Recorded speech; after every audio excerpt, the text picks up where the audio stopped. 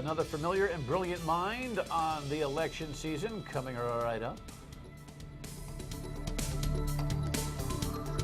Welcome to my state of mind. I am Dan York. If you're thinking, wasn't he wearing that shirt like 2 nights ago? Yes, because I'm recording this 2 nights ago. You're watching this on Friday. This is Wednesday for me, only because of production schedules. The TV business can be a funny business sometimes, so bear with me. In fact, Ted Nesi is my guest, not only for this segment to talk about the Providence mayoral race and Providence in general and some of your thoughts about the city's direction, but Ted and I actually put a couple of conversations post-primary in the can, as we say, on the Secretary of State's race and one other, the congressional race. You have to check my notes. So you'll see a potpourri of conversations that Ted and I have had about this election season, all original though tonight on Friday. But we will go without the rundown this evening, and it'll give us ample room for chatter. Here is the I'm sure most of you have seen this data, but here is the WPRI ProJo poll on the Providence mayor's race that has a lot of people chatting. 38-32, Cianci leads with 6% for Dan Harrop, the Republican, and 21% undecided. You know, it's funny. Welcome again. Thanks for having me. You know, it's kind of interesting about this. It's a magical thing tonight, by the way. Our clothes are going to change. It's very exciting. Yes. Well, when you see the show, you'll see the magical transitions as they happen. You know, the governor's race, really important. All the polling data that you guys have done, all the discussions. But I knew once you started polling the mayor's race that at least for the moment, it would feel like the only race in town. Weird, isn't it? It is, and I totally agree with you. We said as soon as it began to be clear what kind of race this was going to be, we said we should probably poll that. People are going to really want to know what's coming, and you know, it's not clear to me if anyone else will be polling for the rest of this cycle. And as you say, it's of course I had people ask, are there governor's results coming? No, because we did a different sample to get Providence accurate, which means it wouldn't have been right to do the rest of the state on the governor's side. But boy, yeah, the amount of feedback and conversation and such polarized conversation immediately, almost like everything else that involves Buddy Cianci this election year. This poll is a part of that, I think. Yeah, I don't know. I don't know if you've got it. If you don't, just wave me down, because we've been doing a couple of shows here today. But that headline that appeared Wednesday morning in the Providence Journal, do you have that handy? No, you don't have that handy. But never ask for something that you haven't prepared for, Dan. It's been one of those days. But, you know, it was a huge headline. Oh, I've got it right here. Anyway, it was huge. Cianci takes the lead. Right. Very Cianci-centric coverage in the Journal, which is interesting to me. 3 headlines for 3 different stories, 2 breakouts of the poll, an editorial whack in them. Are they not figuring out that they've really added to the Cianci centricity of this race?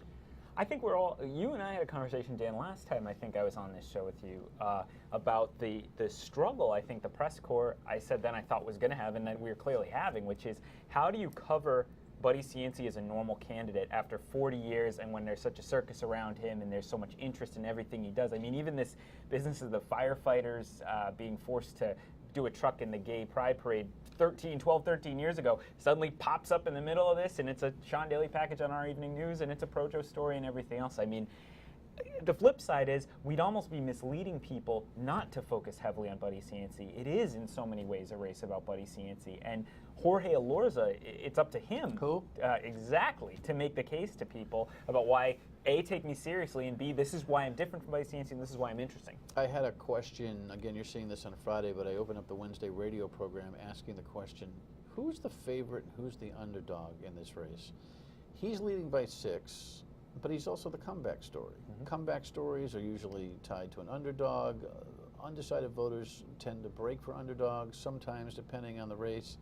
It's a very hard thing to figure out right now, right? I agree. I was listening to your show that day, listening to you and waiting for Kim to come on, and I was thinking, I could write you a story either way on that. I can write you a story where Buddy Cianci, you had a caller, I liked you calling Captain the Obvious, but that caller was correct.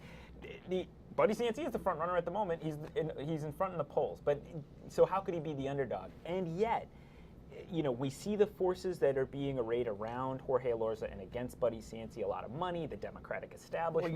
Well, they say there's a lot of money. True. Have we seen the money? No, you're right. We haven't seen that. We There's expect a good amount of money, but you're right. We haven't There's seen. a lot of, hey, we have to hurry and raise $500,000 or $1 million so we can tell the real story of Buddy Cianci. But until I see it, I think there's a lot of wind blowing right there. At the same time, Jorge Elorza has an opportunity. He is running against this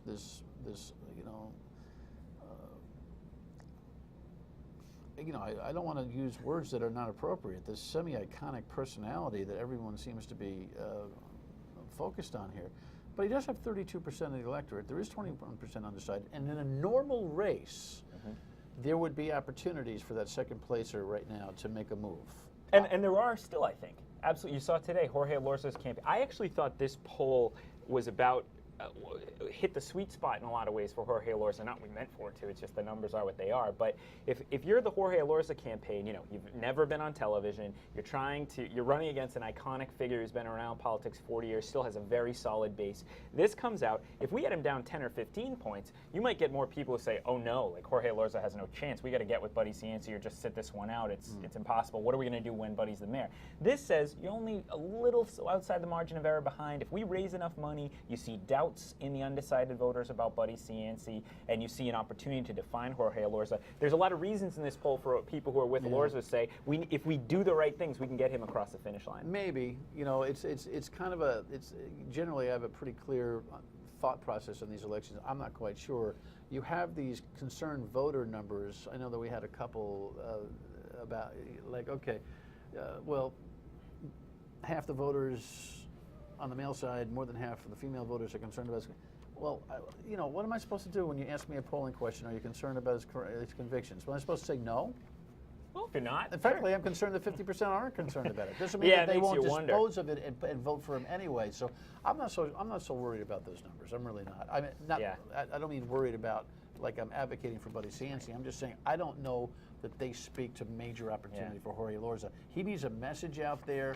And people are going to have to start being able to have his name roll off their tongues. And right now, other than those who are focused on him, people don't know who he is yet. I agree, and I think that's the big, and the thing Mike Solomon's supporters or people who were with him are quietly saying is, all right, to the east side, 02906, the people who really came out strongly for Jorge Elorza and against Michael Solomon said, Michael Solomon had the financial resources ready to go up against Buddy Cianci or to try to this fall with a lot of TV ads. He'd already been on the air, to make his case. Jorge Elorza was a relatively underfunded candidate. As we say, he's never run a TV ad. That's not all that matters, but it's one way you get your name out there. And he's running against a guy who not only is going to put he's buying TV ads, he's going to be on the air, but knows like nobody else how to drive the news cycle. As you said, the Journal today shows the free media he can attract is just on a different scale from anybody else. The other argument about Elorza's 32% would be that your dog Fido could get that because there's a fixed anti-Cianci sentiment about his corruption in his past that anybody sitting in that seat would ignore that kind of pollable benefit. That's something he's got to be concerned about. That number may be fascinating to some, and there's a part of me that says, well, of course that makes sense because there's so much undercurrent of Cianci hatred out there. But the question is, I remember people think back to the May Democratic primary poll we did. We had, you and I talked about it, we had Frank Caprio sitting at like 29%. And some of his people said to me, oh, that's right around where we want to be, we build from there. And one of my questions, I think I said it to you at the time, was, is that his base and he's going to build off it, or is that a ceiling and the other 70% are largely people who are waiting for someone else to come along and decide not to go with him? Well, lo and behold, in the election results, for a number of reasons, Frank Caprio basically never built off that base. So the question with Buddy Cianci is less about the 38%. It's more about 60% of the voters in this poll, roughly, did not choose Buddy Cianci for one reason or another. They're with Elorza, they're undecided, whatever. How many of those 60% are truly open to voting for Buddy Cianci? How many just don't want to say on the telephone they're not voting for him? How many just need to know who Jorge Elorza is to decide if he's a viable alternative? Who knows? There are some other numbers that the poll shows on the city of Providence. If we can show that, there's a big concern about crime. Well, no kidding. 90%, somewhat, at least, are somewhat concerned about Though I'd crime. say in that one, I totally understand why people say, of course people are concerned about crime. But what stuck out to Tim White and I was 60% of those in the 90%, 60% said very concerned.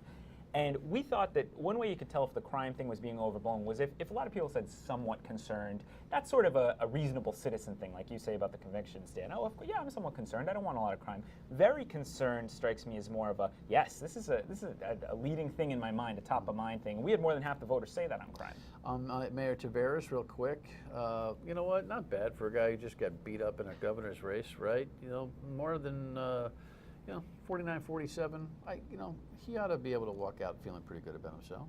I agree, and his favorable rating, which sometimes you see a gap between what people think you're doing your job and where they like you, is up in the 60s still with voters in Providence, which again could be good for Elorza. I mean, one person who can draw a lot of media attention still, different way from Buddy Cianci, is Angel Taveras. And if Angel Taveras is willing to do a lot for Jorge Elorza, that could make an impact. But if Elorza keeps talking about direction, here's a poll on direction. It's interesting the way he talks about it. We got to change the culture. Well, guess what? Cianci hasn't been around for 2 mayoralties, FYI. You know, Cicilline and Taveras have been running that place. But there's still a heavy wrong direction quotient in that poll, right? Yes, and one thing you see, and you zero in on it here, is that I want to say something like 50% of Elorza voters say the city's moving in the right direction. So he has a base of people that are more likely to be okay with the city than the broader electorate, and the undecideds aren't nearly as happy with it. So he's got to kind of hit a gap there. Will you poll the mayor's race again? I don't believe so at this time. There's a mayor's debate next week. There is, next Tuesday night. On Fox Providence. Fox Providence, that's right. You'll see Ted asking the questions. Right back. Stay with us. Talking about the Secretary of State's race with Ted Nesi here as we continue our post-primary discussion. This is the race that Ted thinks was the big upset of the primary night. Why? I didn't think Nellie Gorbea had a chance at the end here, to be honest, or almost no chance. I think. Because of this polling data? Let me see what we have. Actually, you know, if there was anything left that made me think she had a chance, it was this polling data, because this is about a month ago, and we had 57% of people undecided. Very low totals for her and her opponent, Guillaume de Well, with all Ramel. that undecided room to move, why did you feel so... Well, because people don't just... Undecided people need to be moved, right? You need to get to them. Guillaume de Ramel just swamped her in spending. You know, he had TV ads up all the time. He had a huge long list of endorsements, and yet if we look at the results, you see that she managed to pull it off, and by 4 points. It wasn't even by a few hundred votes there. I think it's really interesting. She closed really well. De Ramel, you know, did not make a good impression, I think, on folks in the debates. There weren't many, but there were a couple of them. There was questions about his business, and she was a very viable candidate in the end. Well, you know, I will tell you that while I don't, it's an upset. We can fight over whether Lieutenant Governor's race with McKee and Mollis was a bigger upset or not. But here's the thing. I did say a couple things about Nellie Gorbea. First of all, she's a dynamic person and very likable, number one. Number two, she had experience in the Secretary of State's office, and that might have resonated within the Democratic primary and unaffiliated votership maybe. She's a woman, and there's, you know, she's got a nice name, Nellie. How could she? Seriously, when the idiot quotient out there of voters walk into the voting booth not knowing what they're doing, 42% of whom are backing Gina Raimondo that day. Right, Nellie, Gina, a little bit of female momentum has to come into that whole thing. I had said that she was making a mistake with her ads. We don't have the ads right here, but where she more or less created class warfare with Guillaume de Ramel. How dare he be a philanthropist and give money to a school that has squash? What? But the other one, which was the A, there's like the blackhead in reverse. Yeah. The A, 83 studios, 38 studios. You know, where she kind of, well, maybe she was just picking at the everyman naivete out there, poked fun at the constituents, and it worked. You know, what do I know? I don't know. I don't know. I think this was as much people breaking toward her in the end. You know, she had some influential folks, Charlie Baxt, Phil West, people sort of who, like, you know, liberal East Siders, that kind of quotient of the electorate, I think would have given her a second look, who might have been okay originally. All due respect to those two guys in Charlie's retirement, who the hell's paying attention to those guys right now? I think they influence the media. I do. I think the media. I think they influence media, which then influences the coverage of the race. Yeah, I think it was quite a surprise. Someone getting outspent that much. Here, Nellie was on the show, and she was, you know, refreshing, I think, in a lot of ways. I think what's important here is not just people's pronouncements, is really what kind of experience have you had in your life, and calling people on the carpet and making sure that things get done the right way. And it's been an interesting road to see what money allows you to do or doesn't allow you to do. But in the end, as I talk to people one-on-one, and I talk to them about the office and how much I love that office and what I think it could be doing today and tomorrow, they get it. They get that I'm ready to lead the office on day one and that I want to make government work for everyone. Probably pretty exciting at a party. I love that office. The Secretary of State's office. But Who doesn't, right? But, right. But, you know, dear Ramel, you know, 0 for 2. You're a guy of means. Family's got money, right? We've been raising money. Trust me, I've been on the phone like everybody else, you know, dialing for dollars. You ran in 2006, fell a few points short. You got 47% against Ralph Mollis, the now Secretary of State. Like you said, it was a close effort. You only get 47% of the vote. First-time candidate, you know, sad that we didn't win, but looking at it now and some of the challenges that we face, I hopefully will do a lot better this time. Oh, well.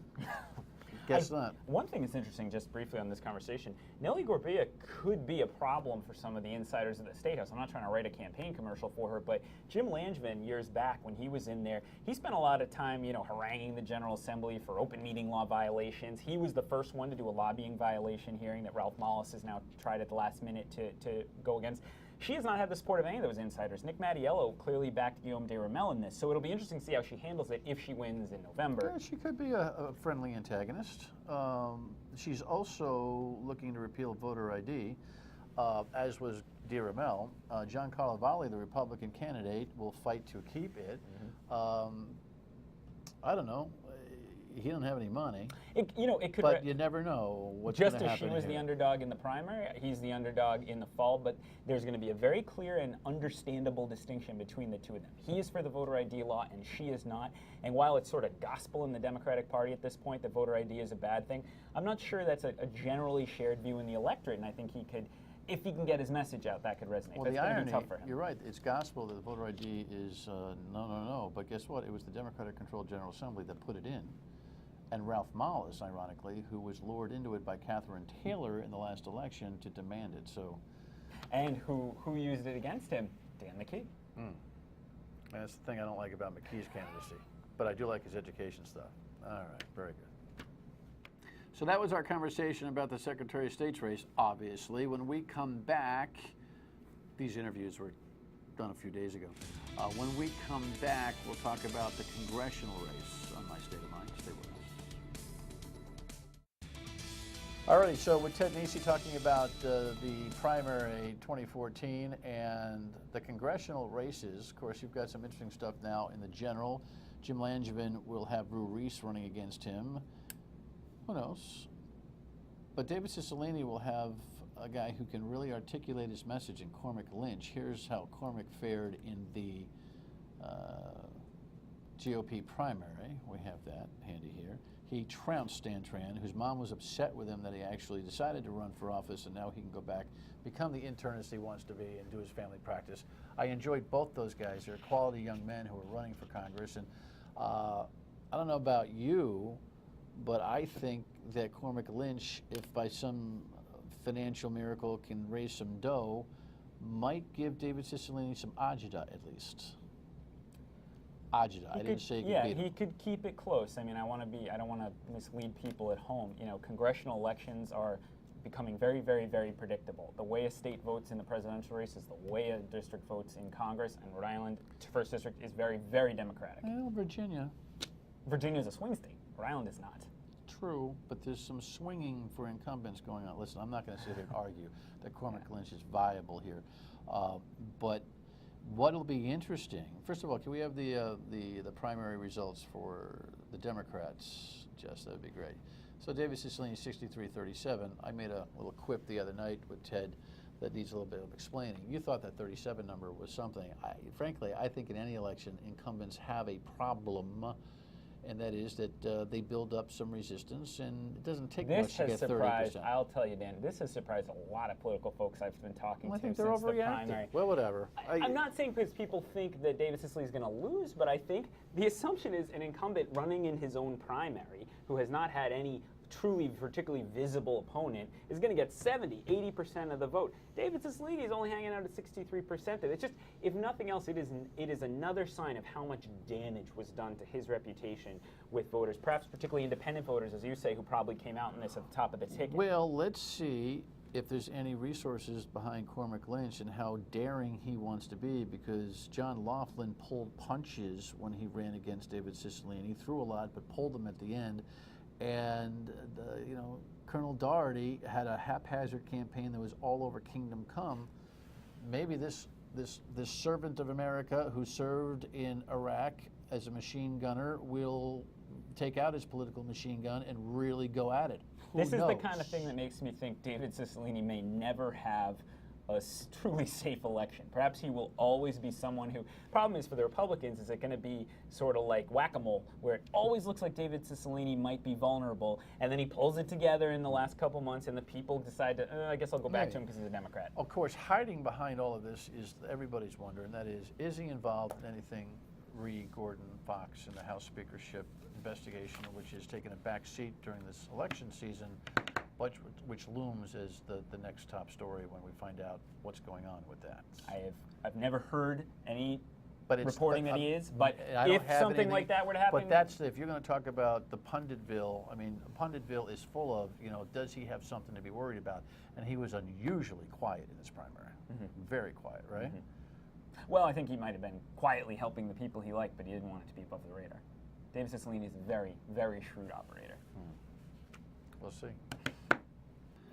So that was the conversation about the congressional race with Ted Nesi a few days ago. Interesting stuff. Long road to Election Day still. When we come back, your state of mind. Don't go anywhere. We just talked with Ted about the Secretary of State's office. John Carlovale, the Republican, will be with us on Monday at 7:30 on My State of Mind. To get in touch with us, your state of mind, of course, 228-1886. Email us at stateofmind@myritv.com, or Facebook post or tweet at us at Dan York Show, YORKE.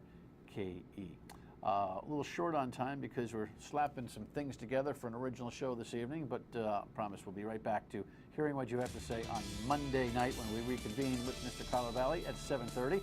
And we'll see you Monday at noon on WPR Radio as well. Have a great weekend. Good night. Thanks for watching.